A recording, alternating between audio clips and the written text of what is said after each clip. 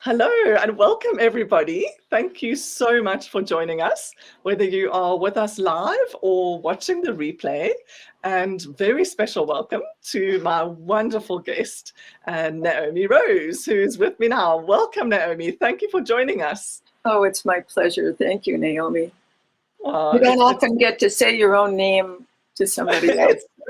Yes, it's true. It's a treat for me too. And so special to have you with us all the way from California. So it's 10 a.m. where you are now, I believe. And That's right. Yes, and it's dinner time here in South Africa. So this is magic.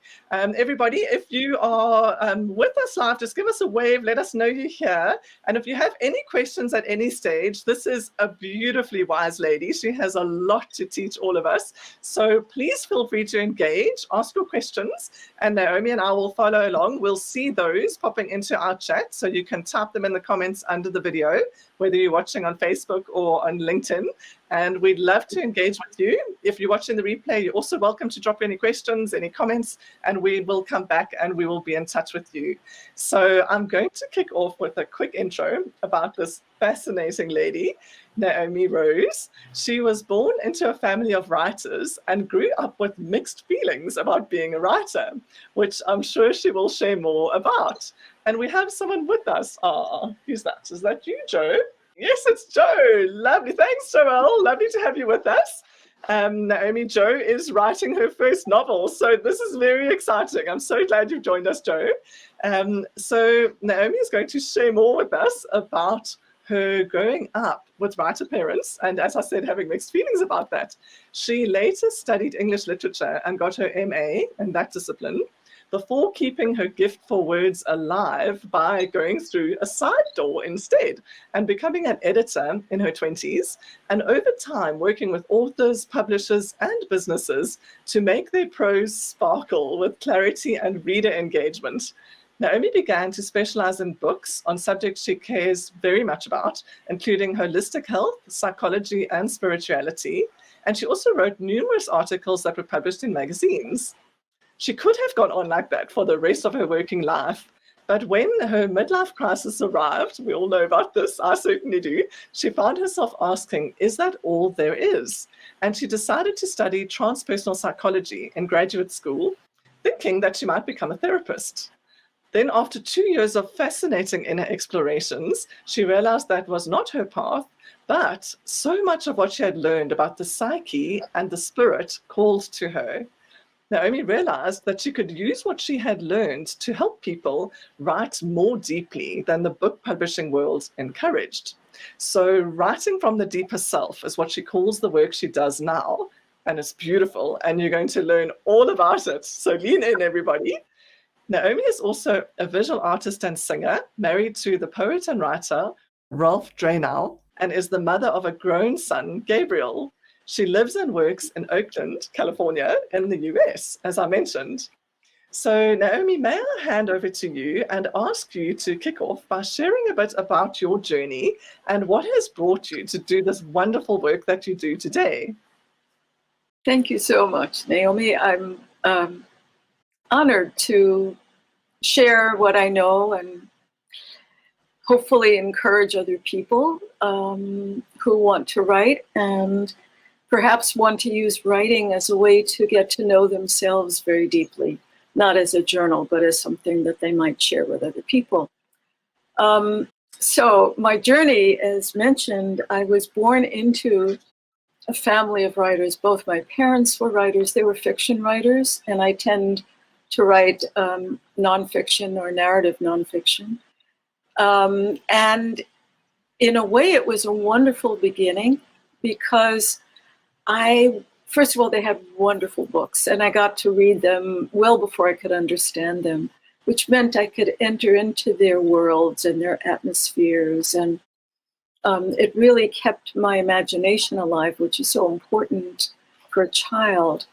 And that was really, in a way, a wonderful upbringing for somebody who would want to create through words. Or paint through words, or whatever you might want to call it.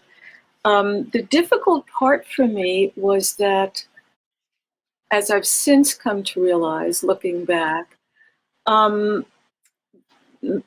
think my parents had taken part in a kind of a myth about creative people.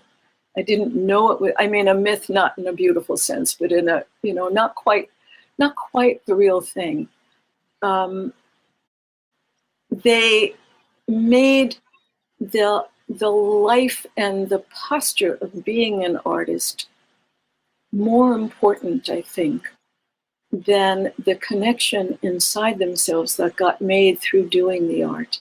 I don't think they knew how, and they were very good artists, but I don't know if you listening and watching this are familiar with the kind of the myth of the romantic starving artist, which I believe is now changing. I'm certainly doing my best to change that.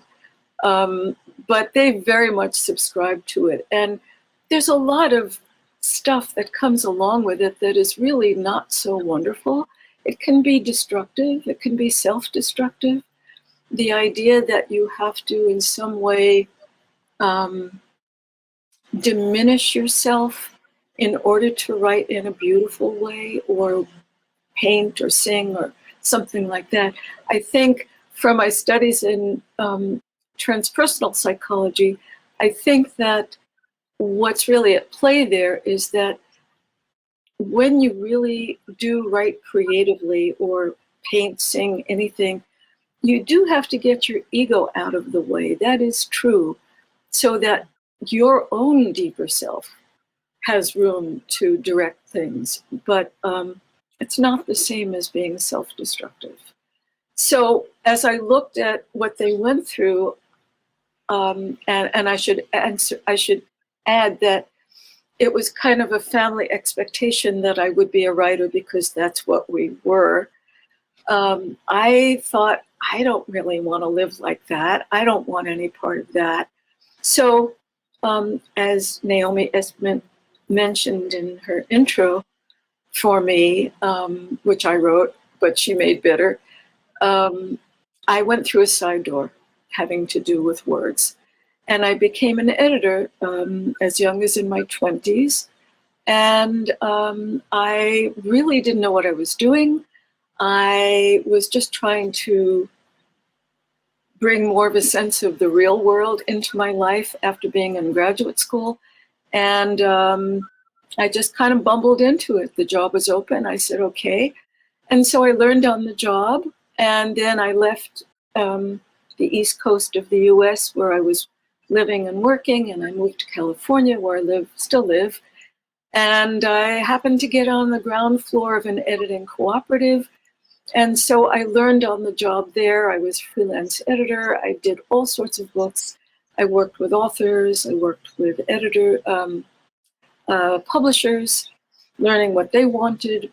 I worked with businesses and nonprofits. And over time, of course, you do something, you have some facility for it, and you do something over and over, and you get really good at it. So I became a really good editor. I remember one time this lovely man, Richard Carlson, who was the author of Don't Sweat the Small Stuff series. I was not his editor for that, but I edited another book of his, and he came to my home with a bouquet of flowers because he was so, lovely, and he was grateful. And so, I was by then in my early 40s, and I could have continued for life because I was good at it and I got a lot of work and all of that. But I did go through a midlife crisis. And why that's relevant here, I think, is you don't have to be in midlife to ask yourself, who am I really? What's really important to me?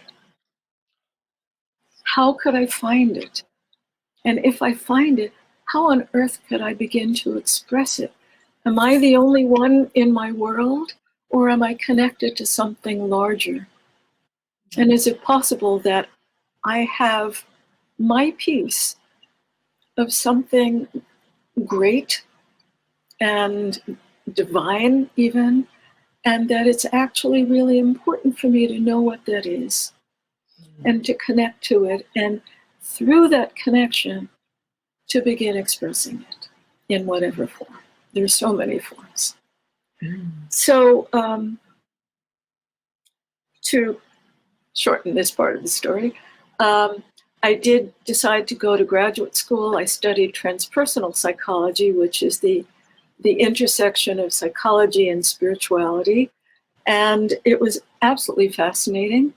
I thought I might become a therapist. I decided not to, but I had learned so much about the inner life and what might be healing. Healing is my passion, really. And so much of that was actually nonverbal.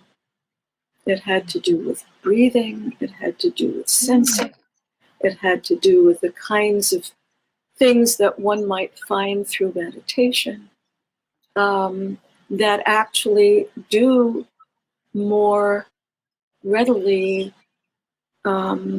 take you beyond, I could say the ego, but let's say the self that you have been taught to believe is you, and into the self that actually is you and has all these beautiful qualities that may be unknown or untapped, but are always there in potential at least.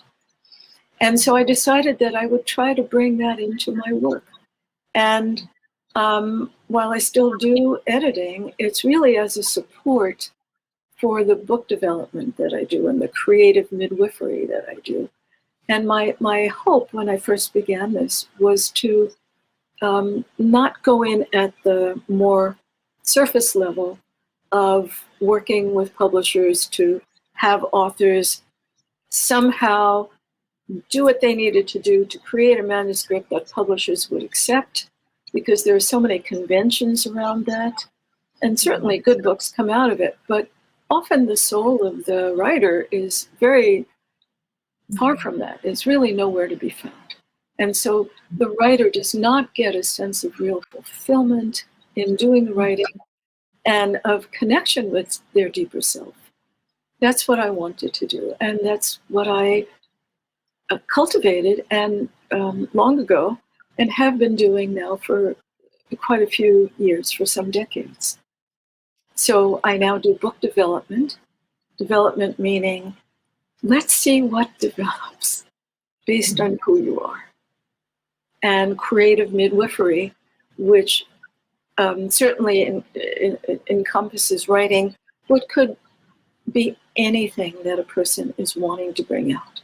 Any art form, any discovery, any invention, I'm keeping the doors of that open.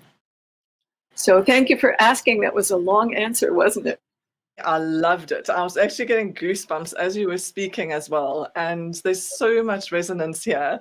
It's beautiful. And what I wanted to say first, there are many things I'd like to say. But first of all, I love that you mentioned you don't need to wait for a midlife crisis to be able to ask that question, who am I, and answer it.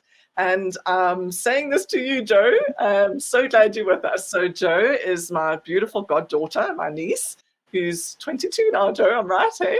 And she is in the process of writing her first novel, which really excites me too, because I had to go through the midlife crisis scenario and wrote mine when I was 40, maybe 41. And Naomi, thank you, because you were really instrumental in giving me the encouragement that I needed at that very tender time when I was writing that first book, to encourage me to keep going and actually complete it.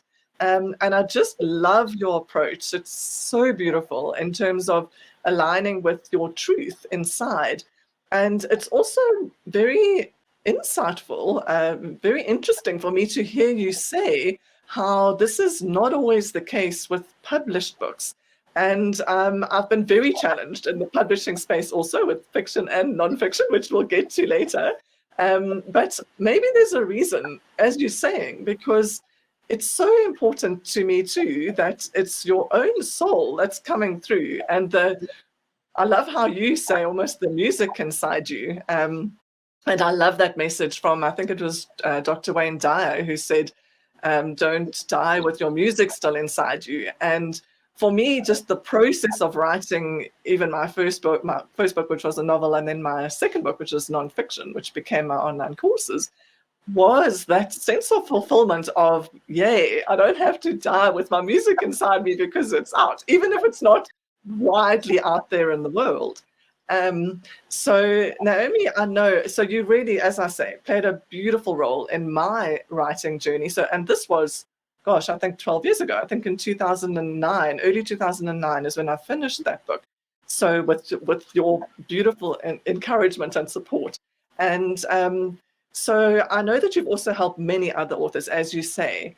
Can you share with our viewers some ideas for how their lives and their beings can be transformed in the process of writing the book that's in their heart, whether that is fiction or nonfiction? Thank you. I would love to make the attempt. I think the essence of it really is that when you write from your deeper self, you get to meet up with something that you really inevitably will treasure. I mean, certainly there are layers of stuff that come up in the process of getting to that deeper inner place that is in all of us. But I think that yearning is innate in human beings. They may not be aware of it, but, especially when you get a little bit older, I think it becomes more evident. And if you really are able to listen to yourself in writing, I think that that's what does the transforming. There is a beautiful phrase, I use it often, it's on my website, various, it's said to be what God said to human beings. And this is the phrase, I was a hidden treasure and I longed to be known. And then it goes on and says something about, and so I created humanity.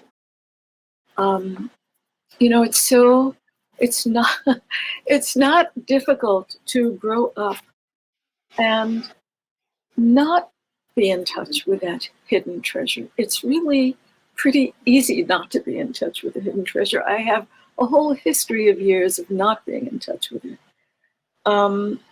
I think, there's all sorts of reasons, largely psychological, about how we are received in the world when we first come into the world, and whether the light in us, since Naomi Esmond's beautiful and very appropriate metaphor is shining and light, there really is light in us. We really are light. And if that's not held and seen and reflected in the way that we need when we're young, which happens much more often than not, because parents are human beings, then we will retract that light and we'll forget about it often. And we'll come up with a way of being that will work in the world we inhabit when we're young, which is brilliant, really, because we want to survive and we want to survive emotionally too. It's really very brilliant what children will do. The problem comes in when that way of being is continued into adulthood and is not connected to the deeper self, which happens more often than not. But I keep hearing word that humanity is in a profound evolution, and that remembrance will be happening more and more and more. So when you're in touch with your inner self, you return to your true nature. It's not foreign to you, but it may have been layered over. Certainly it was with me. When you write from your deeper self, and I can talk later about some ways to get to that, it has a lot to tell you. It says, hey, this is you. This is actually you, not just what happened to you. This is who you are. Let me tell you who you are around the subject that you've chosen to focus on in the book. Oh, I love this, Naomi. I really love this. And it's so true what you say about how, well, as a society, all of us can lose touch with that, with our true self, and also with the expression of it, especially. And that fear of rejection is such a huge thing. And I know that just from myself. I actually watched a fascinating documentary quite recently about I think it was called The Gifts of Trauma, something like that. And it was about how humanity, I mean, all of us have experienced trauma, because that's the nature of being born into the world, and even being a baby, and just even that moment that you cried and you weren't held is a form of trauma. And obviously there's degrees of trauma, but about how it's what happens to us, forms so much of our behavior. And so to be able to really get in touch with that, our essence, and have the courage to share it is amazing. And the work that you do, so beautiful to help people in such a what's the right word, like inspired and tender way that you do to bring that through truthfully is amazing. So just on this same topic, and having written quite a lot myself, I've experienced the challenges too. What do you see as the typical blocks in the way of most of us actually, first of all, writing the book that's in our heart, and then also going the whole hog and actually sharing it in the world? And how can we overcome those? Those are great questions. I actually had made a few notes on that in that vein, so I'll refer to them because I want to make sure to say them. I saw that movie too. That was Gabor Mate, yeah? Was that Yes, the one? that's right. That was Yes. amazing, wasn't it? Yes. It's so compassionate. For you watching and listening, I want to say that this is a remarkable, for all the difficulties of this era, it's a remarkable era. There was no mention of trauma when I was younger. And now it's gaining so much awareness. And I think one of the great things about that is that it makes you feel like, oh, I am so not the only one. I am not alone in this. We're all struggling to become true. And there's something so beautiful in that. So what are some of the things that people tend to be hampered by when they do start to write a book or think about writing a book? And I am speaking a little bit as an expert, but I'm also speaking as somebody who's been through all of these. So I'm not on a pedestal about this at all. I think one thing is overwhelm. We have these ideas about what books are. We've read books. It may seem foreign and like I could never do that, or who am I to do that? Also, a book tends to be longer. It's certainly longer than a blog. We have these ideas about what writing a book would mean, and our own ideas about it are overwhelming often. And then the not knowing that's part of that is also overwhelming. People don't know, where do you start? What kind of book am I going to write? I've heard you have to have a writing voice. What is that? What is my voice? What do I even want to say? So a lot of critical, well, I'll get to that in a moment, but just feeling overwhelmed, it's kind of all fluttering out there. It's not yet gathered together and forming a kind of clarity in a way that the creative process itself can go through. There is actually a creative process. And though it looks different for everybody, there are some commonalities to everybody, especially if we would entertain this process as our bringing forth our hidden treasure from some greater place that we are connected to. So overwhelm is one. Certainly self-criticism. I'm sure everybody has had some interaction with what they call the inner critic. And the inner critic, kind of sits somewhere inside you, ready to pounce and tell you that what you want is not possible. You wouldn't be good at it. Other people might be good at it. You wouldn't be good at it. Everybody else can do it better. Nobody would care. Nobody's listening. All of these things that if you believe them would be incredibly daunting. And of course, you wouldn't get out of bed, much less write a book if that comes in and has power over who you see yourself as. So just a little side note, I don't know that it's possible to totally banish the inner critic, but it is possible to tame it. And maybe some people can banish it. There are moments in my life when the inner critic is just not around. And so just to give a tiny bit of context, the inner critic, from what I've read and explored, the inner critic are those voices of authority that came in when we were little, like maybe up to 7 or 8 years old. Parents, teachers, societal messages, all of that.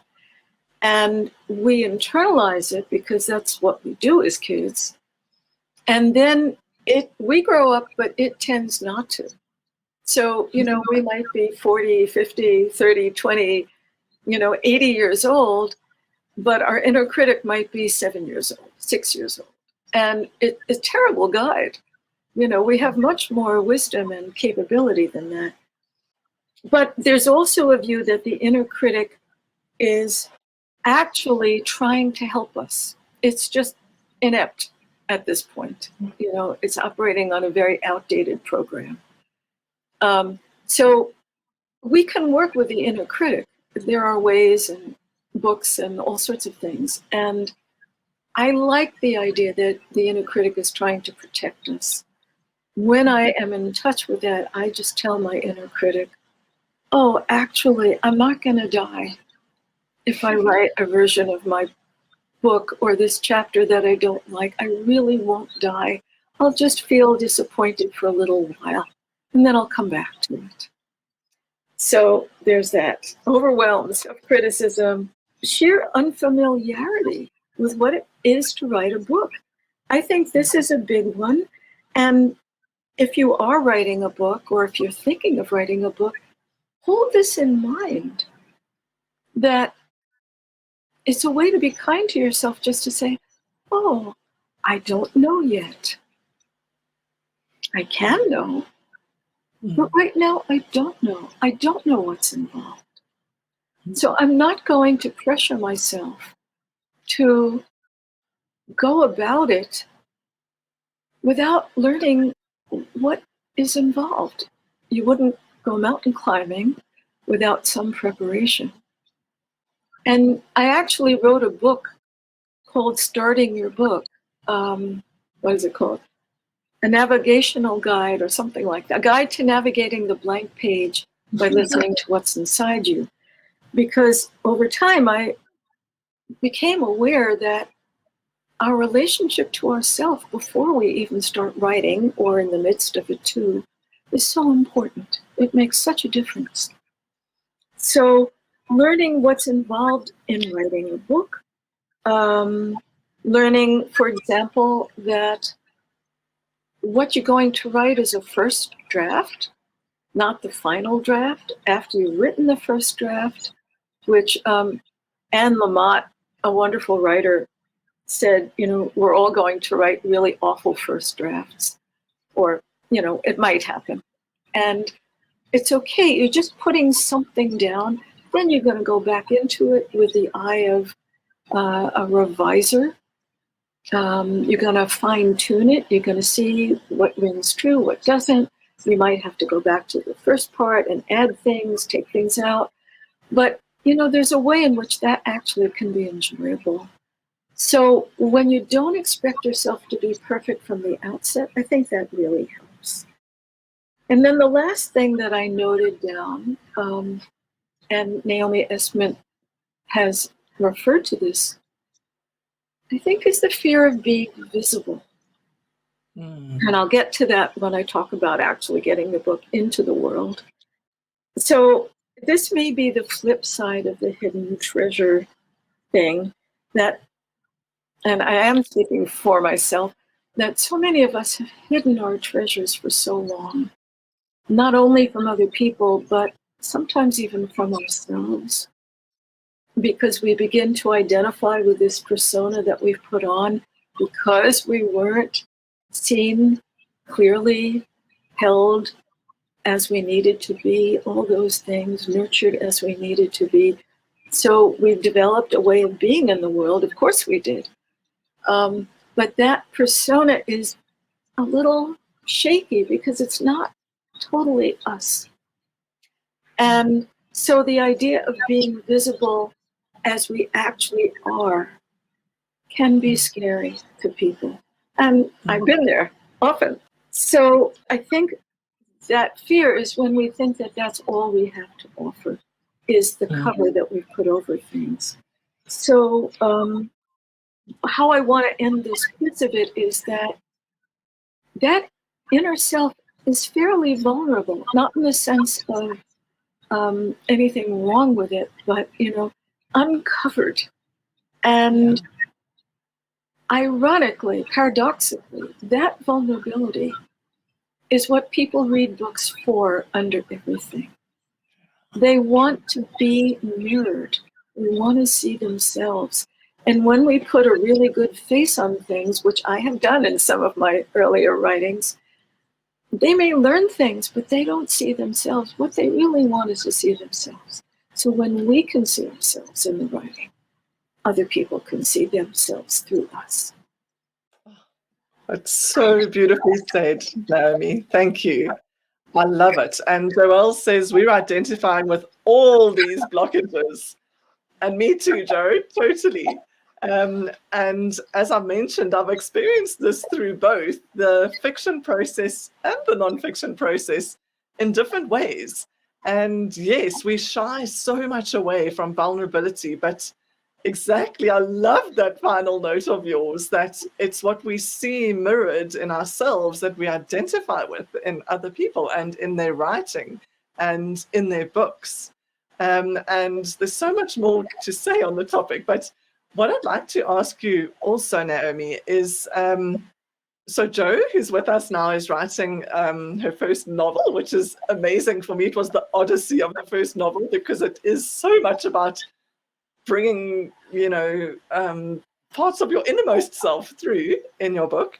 But there also, I'm guessing, will be ladies on this watching this, whether they're with us now or later on the replay, who may also be thinking very much from a business perspective and a non-fiction perspective, who may have a lot of life experience and work experience that they are called to share, and a message that they are called to share in the world. And this was the case for me with my non-fiction book.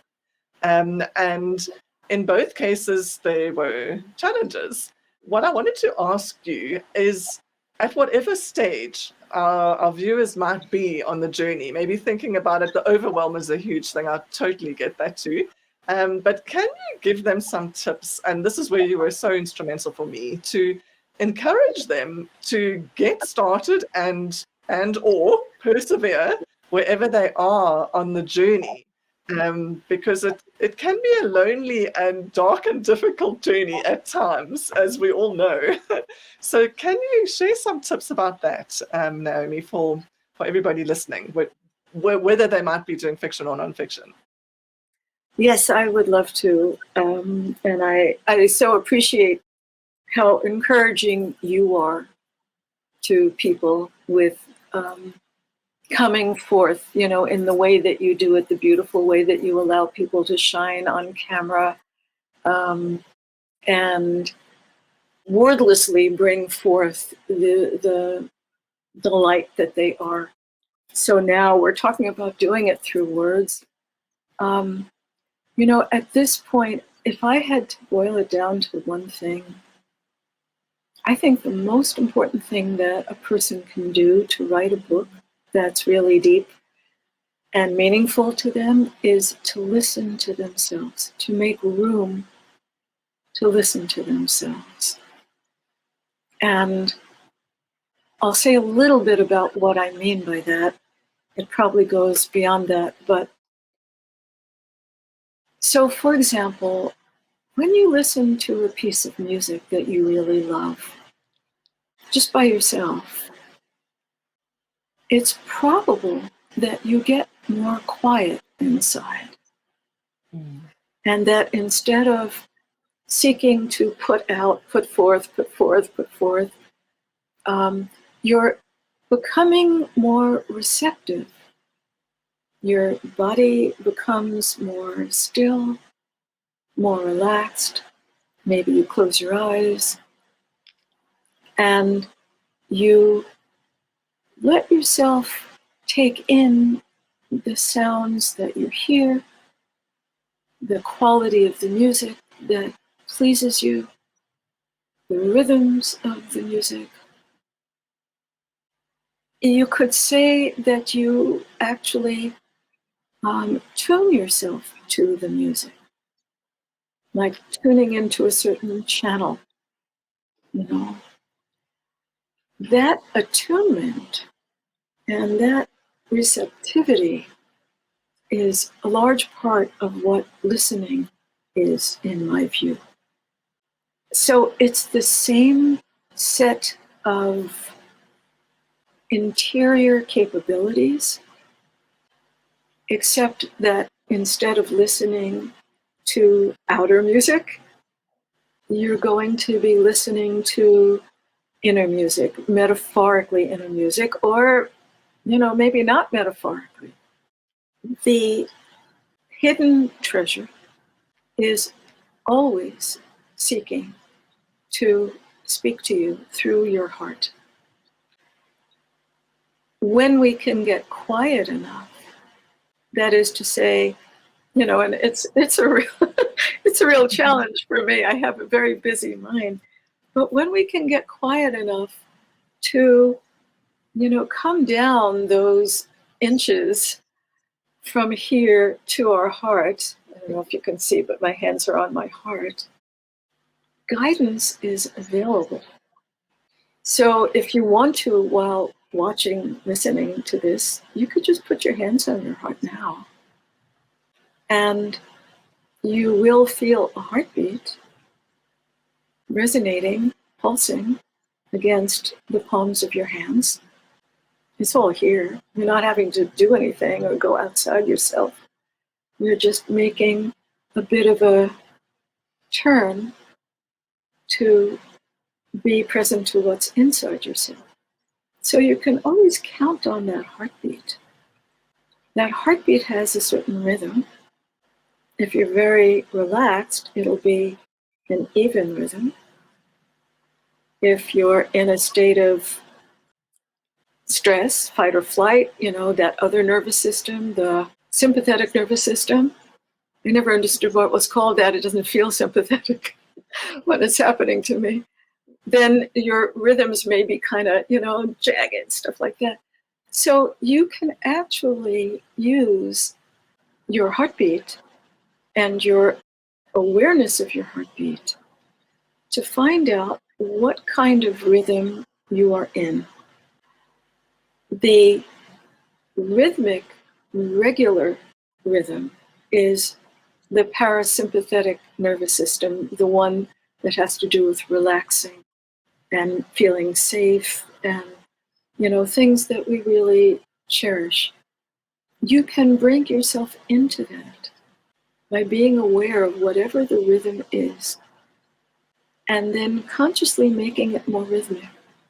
You can also do that with your breathing. You can notice as you breathe in, how is the rhythm of my breath? As you breathe out, how is the rhythm of my breath? And the magical thing about being present, about awareness, is that when you're present to something, it's like it's a living being. It grows, it flourishes, it changes under in the light of your awareness. So if you start to become present to the rhythm of your breathing, it will become more rhythmic because you're putting your attention there. So what does this have to do with writing a book? It helps you be more in touch with your real nature, to be in your heart, to be breathing rhythmically. It opens the door to that place inside that has what you need. And not only that has what you need, but that's really the source of the desire to write a book in the first place. It's like the desire comes from a real place, and then our minds make something of it that we scare ourselves. But when you are actually in contact with that rhythm, with your heart, you breathe from your heart, then you can kind of drop a seed into that place. And the seed can be something like, show me something of what might be in this book. And then you sit there. It's a meditation, really. This is the time to be receptive. You ask and you are present to what comes. People get different things. It's varied for me from time to time. Sometimes you'll get an image. Well, anything you get is worth working with. You might get an image, and you might either write directly about the image, or the image might be kind of a carrier for some understanding that as you look into that image, something will come up to write. You might get a word, you might get a set of words, you might get a paragraph. Sometimes for me, I'll be sitting in that kind of meditation and a phrase will come and I'll know that I must jump up and write it down. You don't have to jump up if you're writing by hand. But I like to write on the typewriter sometimes, so I have to stand up and go to the typewriter. I write that first phrase, and then it's almost like it's a strand of wool, and it's connected to a whole ball of wool. And as I write, it's like it pulls the wool closer and closer to me. And before I know it, I've written a page, 2 pages, 3 pages, and the telling thing for me is that I feel that I am being held, being given this by something in me. It's not like channeling. It's not like I've disappeared and somebody else is doing it. It's me, but it's a deeper part of me. And I know the difference between that and when I'm pushing to get words out, which I have certainly experienced.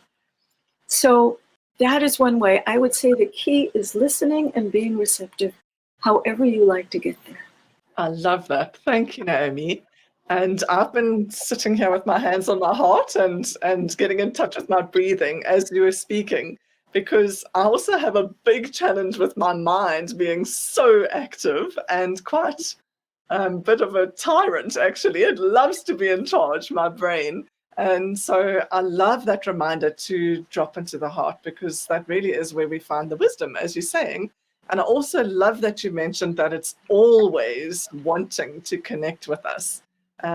That's a beautiful, really supportive way to think about our creative source, in a sense, that is always available. So absolutely beautiful. And then also, as you mentioned, music, which I know is close to your heart, also being a singer and a musician, which is beautiful. There was one little trick that I also learned on a novel writing course once to help me with my novel, was to also write one unfinished sentence for the next day to actually just give me a little something to kick off with on that blank page. So I love that you mentioned your book. I think we should drop that in underneath as well for everybody. Starting your book, A Guide to Navigating the Blank Page. Yes, brilliant. Okay, so I'm watching our time, Naomi, because I still have questions for you. And so I'd love to just switch gears slightly here and ask you. So I know from my own experience of writing a fiction book and a non-fiction book, both of which are not yet published, both times I thought, oh, the writing's going to be the challenging part. But I actually found the publishing and the marketing and that aspect much more challenging personally. So may I ask you, I know you have experience in this too, just to share with our viewers some advice and ideas with regard to what to do on the publishing and the marketing side, whether it's fiction and or nonfiction. Sure. If a publisher said to me, I'm going to pay you, $100,000 to take, your book on, I would certainly say yes. But other than that, I'm a real fan of self-publishing. You get total creative control. You can do what you want. You can do what you believe in. You can bring your creativity totally into the writing and the graphics and all of that. You'll have to hire people to do certain things, but, you get total creative say, and I like that. Self-publishing is not that difficult. I actually do help people self-publish, although you certainly can read lots of articles and make your own way. That's called the production phase. Once the manuscript is complete, the production phase is everything that's involved in getting it into print or ebook. And also there's audiobooks too, of course. So the production involves getting the manuscript edited, proofread, and then designed by a book designer and typeset, and then seeing what you want to do for the cover. I use a wonderful woman who does design and typeset all in one package. And then you can put it up on a print-on-demand printing outfit online, which is so much better than before they had print on demand. Now you can order one book or 500 books and so on. So if you self-publish, once your book is ready to be uploaded onto the print on demand site, there'll be a cover and an interior file that the typesetter has made for you, unless you're good at that yourself. And you can get an ebook and a print book. And after doing a lot of research, years ago I decided to use Ingram Spark, Lightning Source Ingram Spark. I think they have a very professional look about the books. And once it's uploaded, the Ingram part has to do with the book getting distributed. Ingram is a distributor. And so your book will be distributed automatically to all sorts of online places, Amazon, Barnes & Noble, and many other places throughout the world, really. And that means that if somebody wants to buy your book from those places, they can. Or if a bricks and mortar bookstore wants to carry it, they can carry it because you're distributed through Ingram. Okay, so that part, while it's laborious and very, very detail-oriented, it's certainly possible. It certainly can be done. You can do it yourself. You can hire somebody to do that or coordinate that for you. The marketing, I would say, for me, is the part that I know the least. And I wish I could say more on that, but knowing I was going to be speaking here today, I did contact two people who do know something about it. And basically, this is what they said. A man who does this is what he does, is a PR consultant for books. He said, I really appreciate the interest and know how hard it is to drive discoverability in today's marketplace. So much of it falls to the authors. Good websites, email and social media work, or some combination, along with speaking. Continual publishing, too, to build readership. All those mostly online platforming things make readers just a click away from ordering a book online, where most of the action is. And then the other person I spoke to, who's a friend who used to work at a literary agency, said, the author is doing the same amount of work to promote their own book, self-published book, as they would do for a book published by a traditional publisher. That really is true. It didn't used to be that way, but it is now. So self-publishing is no longer viewed as just a vanity effort. It has cachet. You can do what I would do. You can go online, you can read tutorials, you can find out about author marketing. There is information to be learned. There are people who help you with those things if you don't want to do it yourself. I'm in a learner phase of that. Thank you, Naomi. I really appreciate that. And I so appreciate you also reaching out and and asking the people that you know for their input. I really appreciate that. Thank you. Because it is such a vast topic with so many avenues. The one thing that I'll say just from my feeling, and maybe other authors will resonate with this, is that I love that you mentioned the benefits of self-publishing, and obviously that we have creative control, which is amazing. And so, having never worked for a publisher, I also haven't really grasped how much a publisher can take control of that. So I love that you mentioned that. Thank you, Naomi. The one thing that I do think, though, is that when you have a publisher, want your book and endorse it, there's a confidence issue and a sort of credibility that comes with that I think I feel a bit challenged at the prospect of self-publishing, of not having that aspect. But again, going back to your message of really getting in touch with what's in your heart and trusting and having faith that that's the message that you are intended to share is, I think, key in that aspect. But can I ask you, Naomi, just as some examples, some of the people that you've helped with their books, can you share a bit about any breakthroughs they may have had in the process of this transformational act of publishing a book? Yes, I would love to. And I appreciate your question so much. So I'll just speak about one of my clients. I mean, they all come in with something, as I would. One of my clients whose book has been in print for some years and is now going through a revised edition, and it's a wonderful book. Initially, she had a very hard time with beginning the book, even though her work, the book was about her, what she does as her work, as her professional work, which is helping people to get over their fears in a certain area. And nevertheless, she had fears about writing a book. And when we started exploring it, it went back to, at least back to when she was in graduate school and had to write a dissertation. And all of the pressure that was on that, everything that was writing on that, and then having to present the dissertation to a committee of experts in the field and all of that, it just was tremendous pressure. It was like an audition where you passed or failed, and if you failed, all your work would be for naught, That was what was in her. And so as we found that out, we started listening to her together. And she remembered really, that of course she knew her subject. Of course she did.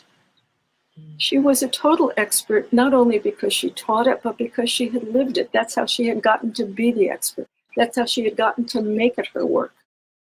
And something relaxed in her. She was able to draw from her experiences as well as her wisdom. She came up with some wonderful steps that readers could take to move in the direction of what she was teaching.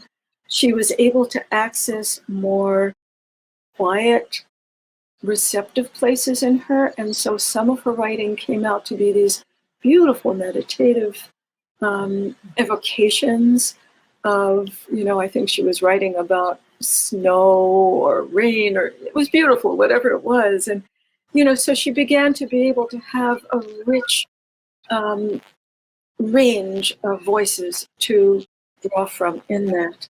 And she wrote the book, and it got published, and she shared it with the readership.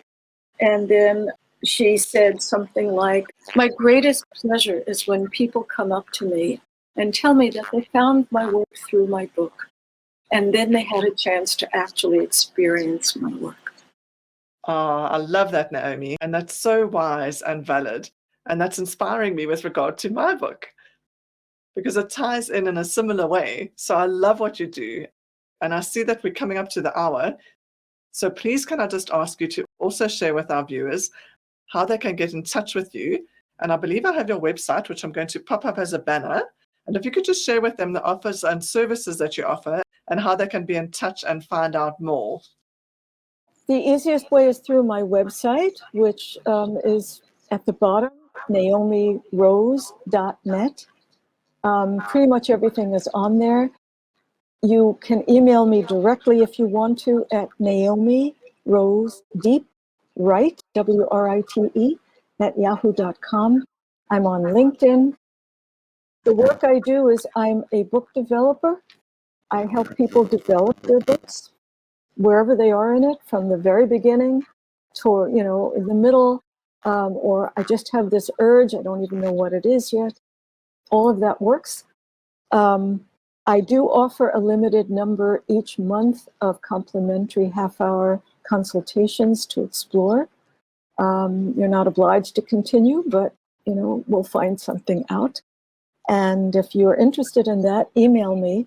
Oh, that's magic. Thank you so much, Naomi.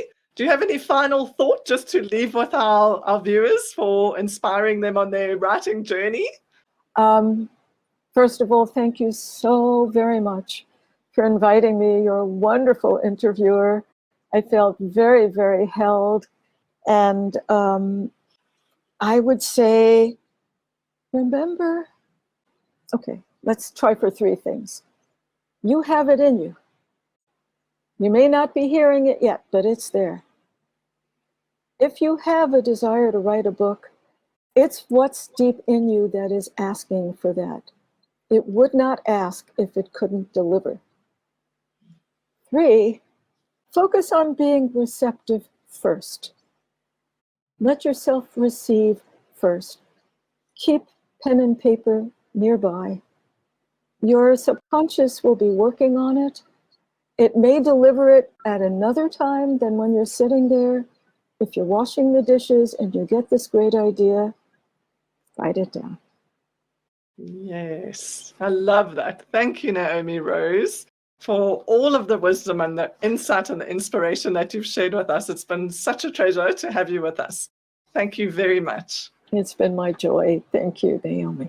Oh, thank you. And Joe says, thank you, Naomi, with some hearts. And I'd like to just say thank you to all of you. Thank you, Joe, for being with us live, and thank you for all the rest of you and anybody who's watching the replay. It's been wonderful to be with you all. Thank you, Naomi.